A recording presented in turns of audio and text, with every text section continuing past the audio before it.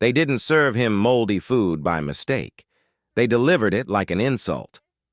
Kara leaned in, smirking, announcing to the entire cabin, "Be grateful you even got that."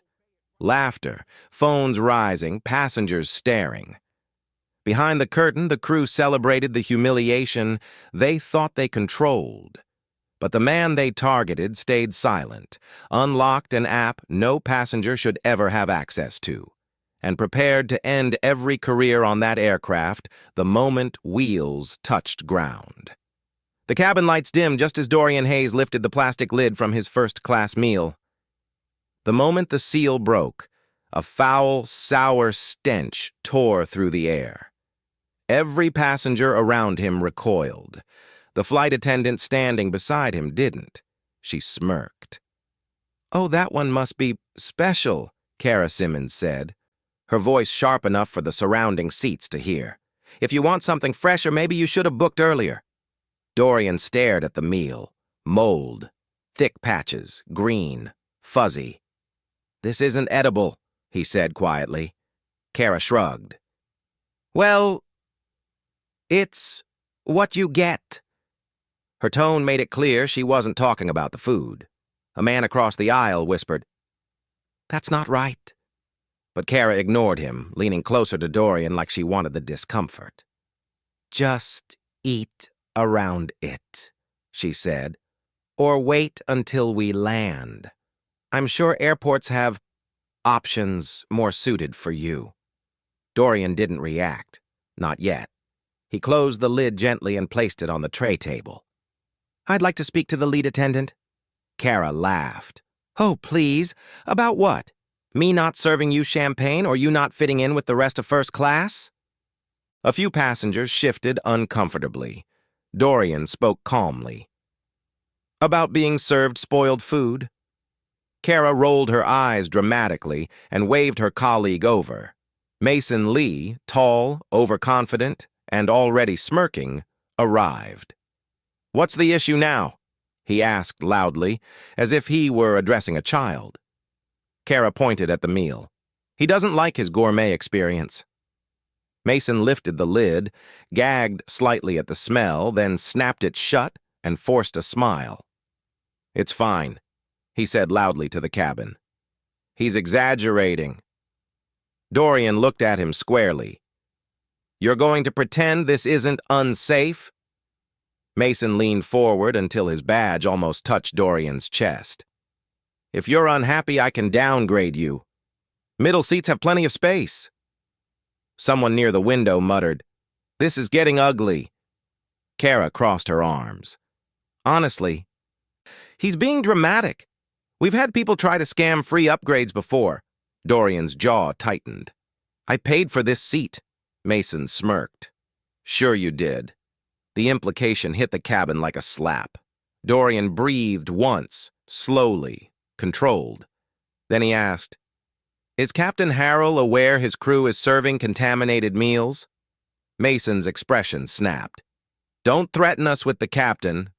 You're already disrupting the cabin." Kara added, "Maybe we should notify him you're becoming aggressive." Dorian hadn't raised his voice once. Passengers around him whispered nervously. A few were now openly recording. Mason tapped his radio. "Captain, we have a situation in first class. Passenger refusing instructions. Agitated." Dorian stared in disbelief. "You're lying." Mason smiled. "Sit tight." Minutes later, Captain Derek Harrell emerged from the cockpit, stern, stiff, and visibly irritated. "What seems to be the problem here?" he demanded. Kara spoke first. "He's causing a disturbance," Mason added. "He's refusing orders, complaining loudly, intimidating staff." Dorian calmly replied, "I was served spoiled food and asked for help, that's all." The captain didn't even look at the tray. "Sir, if you can't comply, we will divert the flight."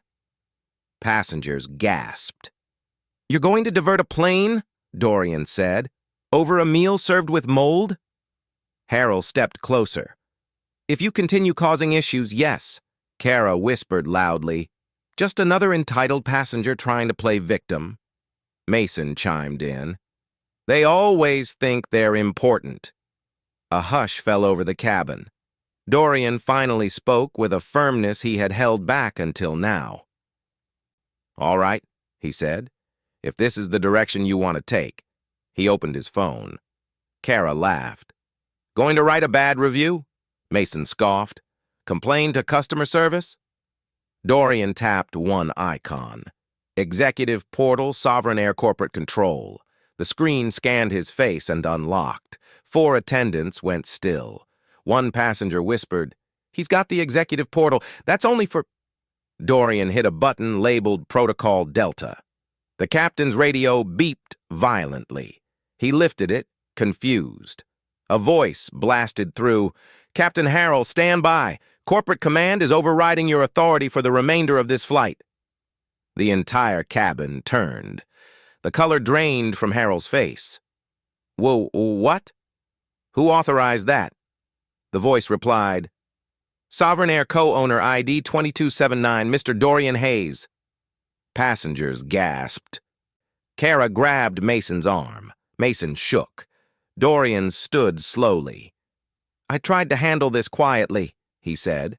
"But instead of fixing a mistake, you escalated, lied, and attempted to intimidate me."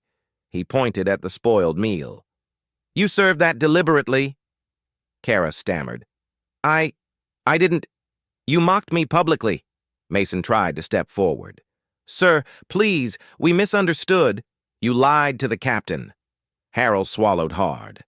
"Mr. Hayes, And you," Dorian continued coldly, "threatened to divert a flight rather than address discrimination." Silence. Utter silence. Moments later, the captain's radio crackled again. "Upon landing, crew members Simmons, Lee, and Harrell are to be removed from duty immediately. Corporate will meet at the gate." Kara whispered. "Removed?" Dorian replied. "Fired." The passengers erupted into stunned murmurs. When the plane landed, executives boarded instantly. Kara, Mason, and Harrell were escorted off as Dorian watched calmly. Before stepping out, he delivered the line that would go viral worldwide. "You served me mold. I served you consequences." And he walked off the aircraft, leaving behind 3 careers collapsing under the weight of their own arrogance.